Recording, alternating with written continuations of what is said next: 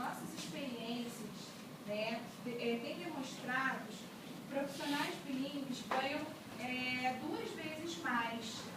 Você já tinha parado para pensar nisso? Não.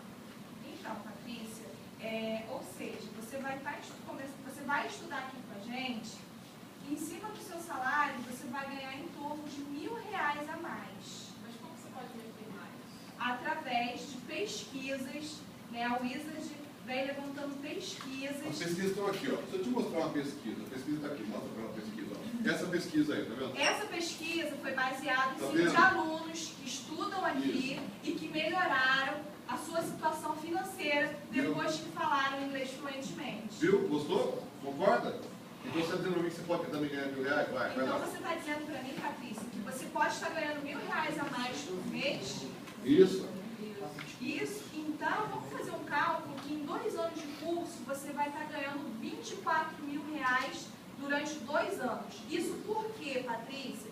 Porque essa é a duração mínima. Ou média. Essa é a duração média. É a duração média para que você possa ter uma boa fluência, né, no seu inglês. Tudo bem? Ok. Patrícia, 24.000. Quando eu falei esse valor, eu percebi que seus olhos brilharam. Você tem algum sonho? Tem. Você pode estar compartilhando O comigo? que você faria com R$24.000? Seria mais objetivo. O que você faria com R$24.000? Caso estivesse no Caso favor. estivesse na sua bolsa hoje. Ia para Disney? Poxa, que bacana. Então você gosta de aventuras, né, Patrícia?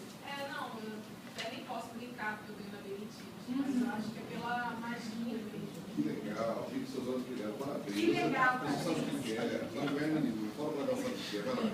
Que legal, Patrícia. Eu vi que seus olhos brilharam quando você falou que tem esse sonho de ir para Disney. Eu sei que você sabe o que é. Eu sei que você sabe o que quer. Eu sei que você é uma pessoa Pronto, empreendedora. chega. Correto? Chega. Fala, peraí.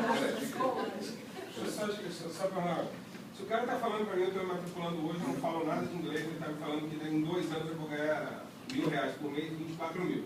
Mas, pô, eu vou ganhar 24.000, se é que eu vou ganhar, daqui 2 anos, quando eu estiver formado, e se eu conseguir o carro. Verdade. Não.